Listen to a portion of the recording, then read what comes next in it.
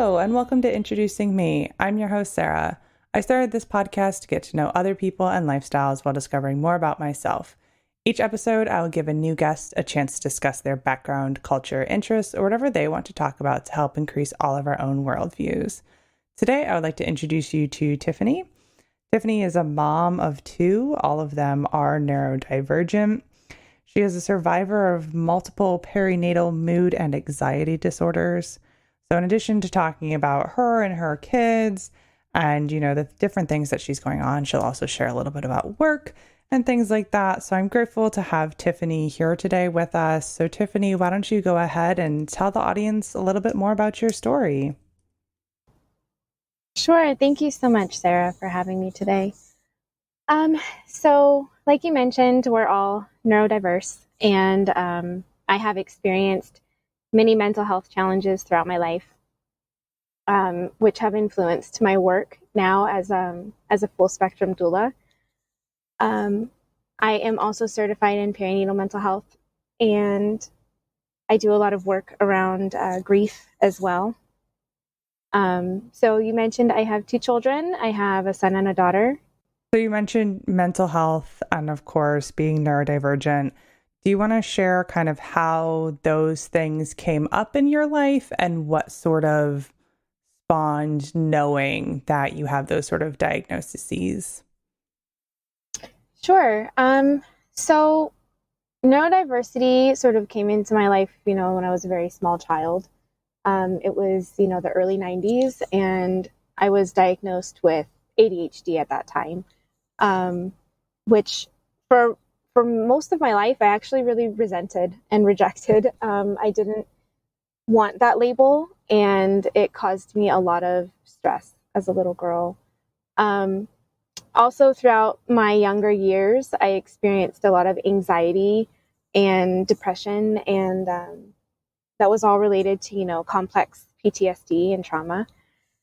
So my mental health challenges started really early on in life. And then, that also kind of sort of crept back in my perinatal reproductive journey, becoming a mother. With all those changes, it sort of morphed into something else.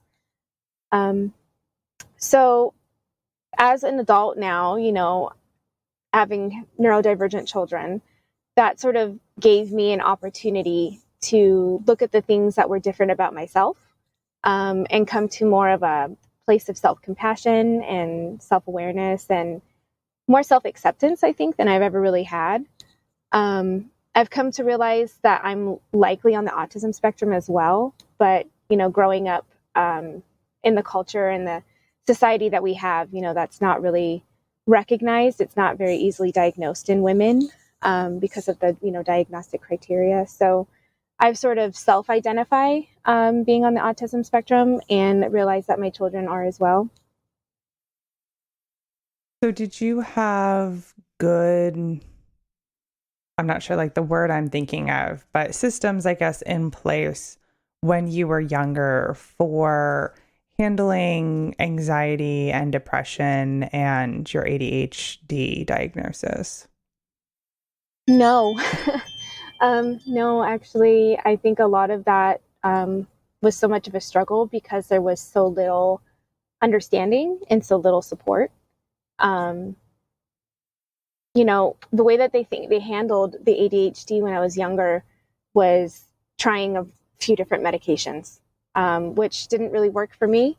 And there wasn't anything else to sort of follow that up, like nowadays with neurodiversity, there is a bit more in place for parents, with like OT and different therapies, speech therapy, things like that, things for learning disabilities.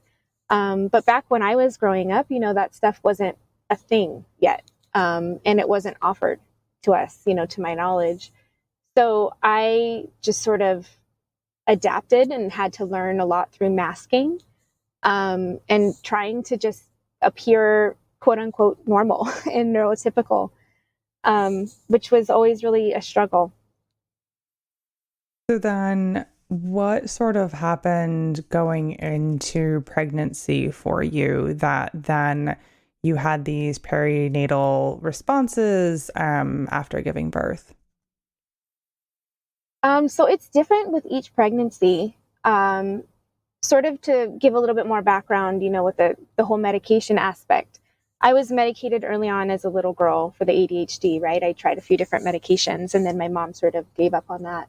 But then when I was around 12, I developed panic attacks and severe anxiety.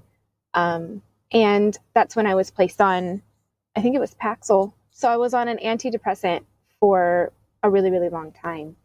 When I conceived my first child, I had just gotten off medication for the first time in my life and realized very quickly that I could not cope with that pregnancy without those medications. So I had to go back on one that was safe for pregnancy. They had put me on Zoloft, and throughout my pregnancy with him, I was on that medication, still struggling, with anxiety and a little bit of depression, but nothing in the same realm of what I experienced with my second pregnancy. After having him, and I think he was about 2.5, I finally titrated off all medication.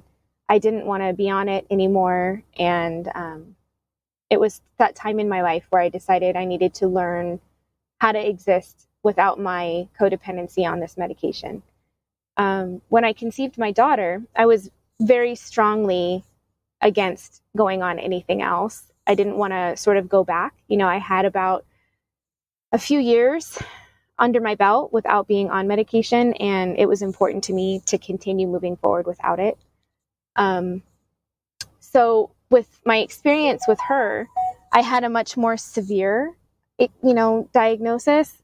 What I experienced with her was more perinatal OCD and intrusive thoughts, as well as severe anxiety and depression, which I had never, that had never manifested in that way for me in my life. So it was very intense and it was very scary and new. And I didn't realize it was a thing until, much later when I learned that these are considered perinatal mood and anxiety disorders. And so how have things been in terms of medication and, handling the ADHD while raising both kids? So I steer clear of medications, and we all just sort of live chaotically, right? We do our best with our strengths and, navigating our weaknesses and finding alternative supports. And so what has it been like raising two children who are both neurodiverse? It is a lot. At times, it can be really, really hard because the differences are so vast, like if you compare, right? We don't like to compare, but if you compare like us, a neurodivergent family, to a neurotypical family, like it's like the heat is turned up full blast, right? It can be really, really intense sometimes because we're navigating sensory sensitivities and overwhelm and, preferences, lack of capacity for certain things, executive dysfunction. Like it's just a whole complex, experience to navigate, and it can be really intense at times. When other people have children that, have little tantrums, my kids have 2-hour-long meltdowns. And so it's just sort of, parenting on high. And so are you able to get good systems in place for them that, they can be accommodated and, not have to mask in the ways that you did as a child? Yeah, I mean, my experience that I had growing up really influenced my parenting choices. So I decided early on that my kids weren't going to go to conventional school, that we were going to homeschool / unschool, so that they would have the freedom to just be themselves and to learn in the ways that work for them and follow their interests, instead of having to sort of fit in that cookie cutter box, right? So we, in that sense, have a lot of freedom to just be ourselves, and be at home and know when we've reached a limit and know when we need a little break, and be able to do the things that we want that feel good for us. And would you be willing to share a little bit about kind of what your homeschool curriculum style kind of is and what sort of goals you might have for the kids as they get older?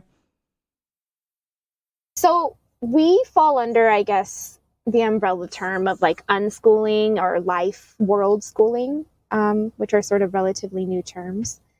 We don't really follow any particular curriculum. Right now, we're working on life skills and just what sparks their interest. We read a lot together. We go out and explore a lot of historical sites and museums. A lot of it is just really free, like there's no any particular style that I have to sort of abide by. We do things when we want to do them. And so what does that kind of entail? Because this might be new for some listeners and the first time they might have even heard the term unschooling. What sort of happens with the general skills that, say, you use as an adult, such as like reading and mathematics, aside from like general life skills? So all of that has come sort of on a very different timeline than what our society expects, right? Most of our children are expected to learn to read at a certain age and begin these skills. And that was really hard to sort of shed my own, idea of, because I grew up in that. And it took a lot of sort of deschooling and stepping away from those expectations to see my child learn naturally on their timeline. So a lot of that was just reading a lot with my children, keeping the subtitles on their programs that they watch, learning math through cooking in the kitchen and measurements and recipes. And, a lot of it is just really natural. So the things that they learn are the skills that apply to them at their stage in life right now. Yeah, I think that can, be well understood. You mentioned, kind of maybe some hesitation from your initial bias of like what you went through. Did you get any kickback from any family or anything when you first decided to take this journey with your kids? Oh, absolutely. I still get it all the time. It's really hard to, do things outside of the norm because everybody thinks like this has to be done this particular way and your kids are behind and you need to, they should know this and that by this age. So I, of course, always get commentary and criticism and, questions like, why are you doing it this way? But I think it's important to take a step back and reevaluate the systems that we're functioning in and are we thriving? You know what I mean? Like, are we thriving as adults? Are we enjoying ourselves? Is life something that we enjoy living every day? Or are we just doing things because we, believe we have to? So I'm trying to teach my children to slow down a little bit and to find what they really enjoy, to play, play more often and just be more of themselves instead of having to say like, I need to learn this particular thing by this age and this timeline, or I'm somehow less than, right? So it's a lot of just accepting where they are right now, which is still a journey and a process for me. There are times when those comments and those criticisms seep in and make me really doubt what I'm choosing. But I think it's important, to find other people that are on the same path so that you can stay focused and have that encouragement and that support, people who are choosing to do things a little bit outside of the typical society. And so do you have that kind of support? Like, is there a network of people who are doing similar sort of unschooling practices? There are, online Facebook groups are really sort of where it's at. Finding those people, they may not be in my particular area, but we are able to stay connected and encourage each other, virtually and give each other ideas and encouragement that way. So that's been really helpful. And then there are some people that I have come across locally that practice a similar lifestyle. And, my kids can just go and be with their kids, and we're learning from each other as we change, the way that we approach parenting.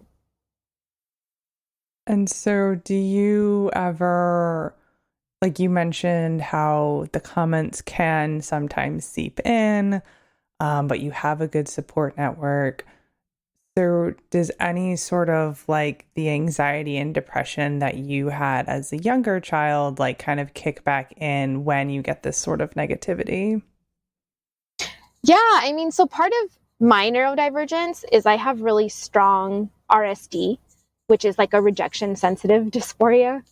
So it can be really hard to deal with comments and criticism and perceived or unperceived real rejection, in terms of my parenting choices or just anything I'm doing in life, because I feel things a lot more sensitively than I think the average person would.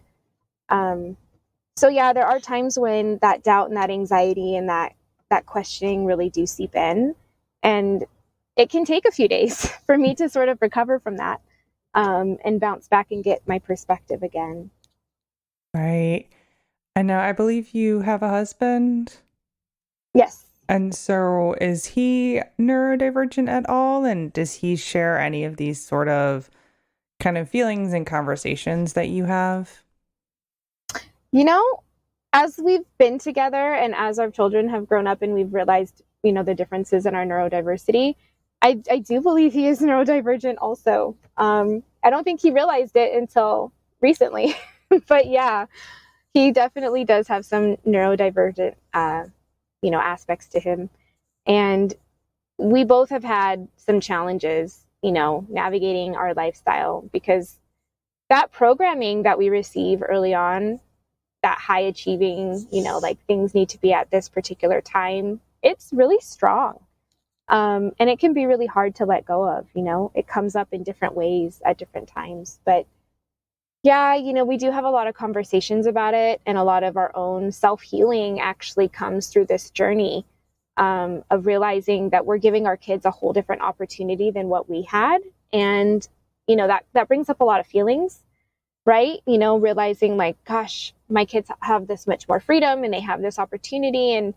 And sometimes our kids don't even realize how good they have it. And that can be really triggering, because, we'll be like, you have like endless choices and we never had a choice. And, why are you not being grateful for that? Right. But then that gives us the opportunity to sort of look back on us and realize like, they don't even know how hard it was for us. And that's a gift in and of itself, right? Like they missed that train of suffering.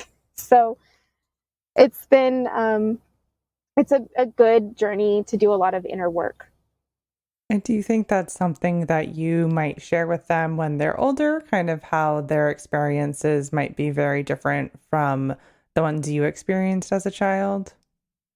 Yeah. Yeah. I mean, my son is almost 12. So we talk a lot about it right now. We talk a lot about how his whole life is very different than what we grew up with. The expectations are super different and the requirements are super different. And so, we do give him a little bit of an understanding of like what we experienced and where we're coming from. But I don't know that he'll really fully grasp it until he's old enough, and he's past it to finally look back and sort of reflect. Yeah.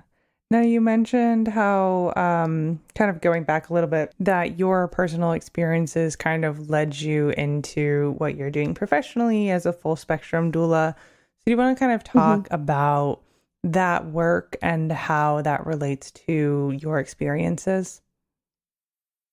Yeah. So when I was pregnant, the first and second time, I learned really quickly how hard it is to navigate all of the information that is, at our fingertips these days, to know what is right and, how to handle the coercion and the challenges. And it took me some time to realize like there is so little support available to pregnant people, and there is so little unbiased education, that I wanted to be what I was missing. right? I sort of realized that support was so vital that I didn't have at that time. And I think it would have been different. I would have had a different experience if I had someone in my life that was holding me in that way.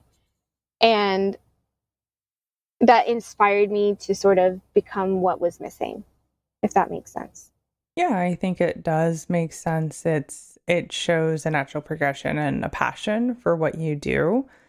So can you talk a little bit about what it means to be a full spectrum doula? Yeah, so full spectrum is sort of a pretty hot term, um, especially amongst other birth workers, because that means that I am supporting the full range of pregnancy outcomes. So that means, happy, healthy pregnancy and births, or abortions, or termination for medical reasons, or, a birth that ends in a miscarriage or a loss in some realm, whether that's a stillbirth or an early miscarriage or a terminal diagnosis or something along those lines. So I am doing everything on the conception journey, from happy and healthy to bereavement and really tough losses. So how is it to work with the really tough losses and know that it's not always going to be happy, healthy? It can be scary, right? Because we have certain expectations around pregnancy and birth, and we always think like that we're going to, have everything that we want, that our dreams are going to come true. But life is definitely not that way, and things do take a turn. And that's when we tend to need the most support, right? That's when we tend to meet isolation a lot more intimately, because people, our society as a whole, we really struggle with grief, right? And feeling our feelings. And we don't necessarily know how to show up for that. And it gives people, it gives me an opportunity to live life and feel feelings that I won't necessarily always encounter. Like I'm there as a support person for other people's experiences. And it is a lot of work, it can be really hard at times to see those things take a turn and to see families in suffering. But it's really important to me that they have those supports, because that's when they need them the most. Right. And that's, kind of what you were looking for throughout your pregnancy journeys is that support. So what sort of did you go through any education or trainings to kind of get to this point of, childbirth education and being a full spectrum doula? Yeah, I have taken a lot of trainings, and I continue my education as much as I possibly can. Sort of what inspired me to become full spectrum, though, was one particular client of mine. I think she was probably my second client ever as a birth doula, and it was an unexpected full-term loss. And I had no training at that point, right? Like in terms of bereavement and loss. I was a trained birth doula, but I was not at all prepared to see that. And her loss really touched my heart so deeply. And I think about them even now, still, years later. And that's what inspired me to become full spectrum, because I realized, I do need to have these skills. I need to be prepared for the unexpected, because things can happen. So yeah, I continue my education constantly. I'm always refreshing my trainings. I'm doing everything I can to be the best sort of support system for these families. Right. And what sort of happens if someone like in that situation you had is simply a birth doula and someone does have to go through loss? Like, do they just kind of like let the family go, and then the family doesn't have support, or do they kind of like refer to somebody else? I think it really depends on the doula. If a doula has zero experience with loss and doesn't, and feels really overwhelmed by supporting a family in that, She might reach out. I see a lot of people do that online. They reach out and say, I have this client, this thing is happening, and I don't know what to do for them. Where do I go? And so a lot of us full spectrum doulas will hop on and we'll offer ourselves to that family, or we will, direct them to a network, sort of like Still Birthday is a network that offers a sort of a directory of bereavement doulas. So anyone all across the states is listed on there, and it's a resource for families to go and check out if they're experiencing a loss at any gestation. But I think it's really up to, like I said, the doula. If they're willing to face that hard moment with that family, then, we guide them on how to best do that. But if they feel like that's not for them and they need to step out and sort of refer, then there's always that option as well. And so then, are you working mostly with local mothers, or are you kind of able to be a doula kind of across the nation? It's a little bit of both. I'm definitely here for the local mothers. I volunteer with an organization called Now I Lay Me Down to Sleep, which is remembrance, bereavement photography for families who are experiencing a perinatal loss. And it's free. So I volunteer with them. And I also, I don't know if I mentioned, but I volunteer with Postpartum Support International, and that's for perinatal mental health. So that all sort of intertwines, it's hand in hand with loss and bereavement, because those can trigger perinatal mental health disorders, PTSD, anxiety, depression, right? So both of those organizations are great for families. And so did you have a career before you had kids? Not really, no. I was sort of, trying to figure out where I was meant to be. I did a little bit of dabbling in, I was always sort of a caregiver, right? I did a little bit of dabbling in senior caregiving when I was younger before having children. I worked in a couple of assisted living facilities for seniors with, various degrees of dementia and Alzheimer's. And, I did a little bit of waitressing, a little bit of, little odd jobs here, dog bathing, volunteering at a vet hospital. So I was always trying to figure out like where I was supposed to be. But having my son really sort of helped me dial that in. I always loved labor, pregnancy, birth, and all of that. And I thought to myself initially that I wanted to become a nurse. But then I realized that's not the aspect of where I want to be on that journey. And I learned about doulas shortly after I had him. I had seen a documentary which sparked that whole journey for me of becoming a doula. It was called The Business of Being Born, I believe. And I saw a doula in there. And I ended up actually training under her later on. So yeah, I was definitely wandering in terms of career choices before I had children, but giving birth and having my son really helped me sort of figure out where my passion lied. Yeah, I think, a lot of people don't, know what they want to go into, and take time to figure that out. It's just kind of, I asked because it kind of very much sounded like I had my kids and then I started doing this. So it was kind of like, well, yeah. You had a life before kids. I sort of did. Yeah, it was a wild life. Definitely not anything that had a direction, It was sort of just like, what do I want to do? Do I want to do this? Is that for me? No, let me go try that. So yeah, it was definitely an interesting experience, before becoming a mother, but motherhood in and of itself has been such a journey and such a learning period of self-discovery and self-healing work that it has led me, down the path of serving other families in this realm. And so you also mentioned doing work in terms specifically of perinatal mental health support. So is that Yes. kind of all roped into being a doula, or do you do that kind of like on the side for someone who might need that specifically? So it's a little bit of both, right? I bring that into myself as a doula. So when someone chooses me, they get the added benefit of having someone who's really experienced with perinatal mental health challenges.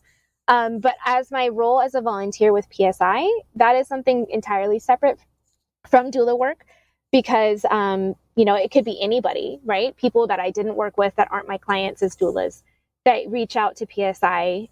They ask, for help and support, and then they get connected to me or my colleague. There's two of us. We sort of work as a team for our county. But they get connected to me, and then I provide virtual support to them, whether it is holding space and giving that peer support or helping them find a therapist that meets their insurance needs or find other resources that would best support them in their recovery. And since you just kind of mentioned insurance there, does the work you do with expectant parents, is that ever covered under insurance, or is this kind of something that people have to do as an aside to get the support? So I know in some areas, right, insurances are working to start covering doulas. But as it stands right now, currently, my work is private pay and is not covered under insurance. Maybe sometime in the future, those things might shift, but as of right now, it is sort of an aside in addition to your other medical expenses. And so how do people kind of like find you and reach out to you if they're like in general looking for you as a doula or kind of anyone as an experienced doula? That's a good question. I don't know how people would find me. You can definitely go to my website, which is just tiffanyingendoula.com. Or people, generally get word of mouth referrals, or I do a lot of networking on social media. So I try to make it known in the moms groups that I am a resource, and that this is the work that I offer. So I think people can find me in a bunch of different ways, thanks to Google profiles. If they type my doula into, Google, hopefully I pop up. But yeah, I think there's a whole bunch of different ways that people usually come across me. So do you like tend to have a lot of people that you're working with throughout a year, or is it a lot of individualized work? I think it really varies. One year I can have a handful of clients. Another year it might be really, really slow, and I'm mostly focused on my volunteer work and my advocacy. Other times, it's really sort of, it ebbs and flows. It totally varies. I don't know. There's really no method to the madness I have identified. Yeah. And you've talked a little bit about your volunteer work, but could you share maybe some more about the advocacy work you do? Yeah. So with my role as PSI, I use my volunteer role to sort of recruit care providers and educate more care providers locally and in another county, the county where I gave birth to my daughter. It was very important to me to sort of revisit that area and sort of create a care network that wasn't in existence when I needed it. So I use my role to sort of get in with different various care providers and encourage them to get educated about perinatal mental health disorders, take our training, get certified, and become a resource that I can now refer help seekers to. And I do a lot of, like resource fairs and educating the community there. Online advocacy, with my social media, I speak a lot about my experience and through the podcasts, this is sort of my way of normalizing these experiences and making it safe for families to come forward and know that, these are okay and you can get help. So yeah, that it takes a lot of different faces, but it's all in the sort of same realm of, just getting the word out about maternal mental health. My ultimate end goal is to really influence policy and procedure for families. I want to make it safe, for families to disclose and get proper help that they need. That's just not available to a lot of people right now. Mm-hmm. Yeah. Now, do you, because you mentioned, kind of an early on client who you think about, are you able to stay connected with some of these people that you work with I know that's like completely Yeah. left turn from what you No, were just I saying. do. I love staying connected. That's actually the best for me because when I can follow people's journeys long term, I really enjoy being a resource for them through all the different ages and stages. And so when you kind of first were maybe thinking about having a family, did you really think about, kind of being involved in so many other families' experiences? No, I mean, that wasn't even in my awareness. It wasn't on my, it wasn't a blip on my map yet. I always knew at some level, that caregiving in some way, shape, or form was, likely to be my route. But it didn't really become clear to me until many years into my motherhood and parenting journey. Right. So do you think, is there like a right time that people should be reaching out, to a doula or a perinatal mental health specialist?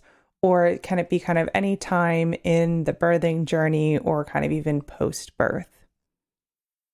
It can really be any time. But I think if I had to encourage families, I think the sooner the better, right? Like going through that experience, but having that full support available to you throughout the whole thing is really going to just benefit that family in so many ways.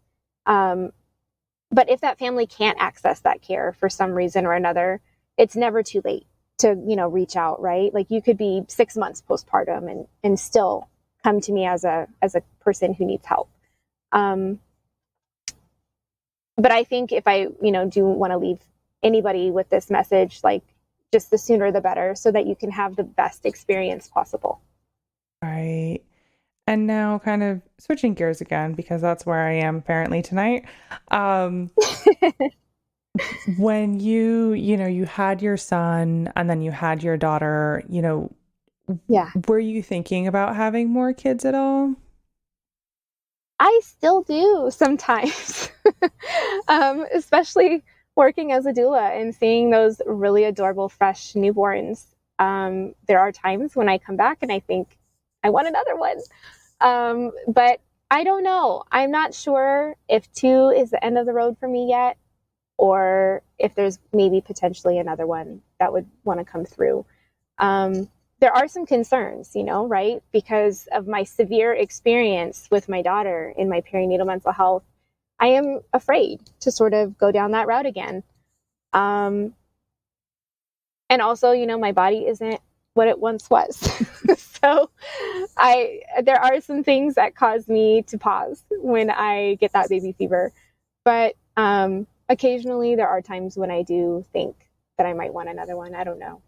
Right. And I truly only ask that because of the work that you're in, working with children, working with newborns, to kind of, this experience of motherhood seems to be something that you very much are happy to be on that journey. Otherwise, I would not have asked such a personal question. Yeah, no, it's totally okay. There's a lot to think about, when deciding to bring another life through. But the temptation is definitely there sometimes, because, it's such a beautiful transformation. And, it's one of the most amazing things that you can experience in life. So I can definitely see why you asked. I'm not sure that I have any other specific questions to ask you before I start to wrap things up. So is there anything else that you would like to share with the listeners today? I don't know. I think my main messages, are about learning to work on yourself, right? The journey of parenthood and self-healing, the whole mental health aspect of things. Like, I just really want to normalize and bring awareness to that maternal mental health aspect and label, because I did just say that it's one of the most beautiful things that you can go through. It's also one of the most devastating at times. And I want to be really honest about that. Like, it's not all unicorns and rainbows, and parenting is really hard and it can be really ugly for some people. And that's okay. Like I want to make that okay for families, because there is beauty and there is also absolutely a lot of grief in being a mother and being a parent in and of itself. And so that's sort of my main message, is just, with the neurodivergence and with being a mother who is raising challenging children and going through a lot, I just want to sort of give that space to other families who may be going through the same thing, and just give them a little hug and a nod and say, you're not alone. We're all in this together. If you need support, I'm here. And don't be afraid, to take care of yourself and ask for help. Yes, I think those are some great messages for people to hear, and I'm glad that you shared them. Now, at the end of all my episodes, I do ask my guests a random question. So my question for you today is, what is your favorite type of cuisine? Ooh, that is tough, because I love food. So I'm going to say Italian, Mexican, Puerto Rican. I don't know. It's like a lot of different cuisines. I'm sort of a food junkie. So, and then the desserts, the sweets they call to me. So.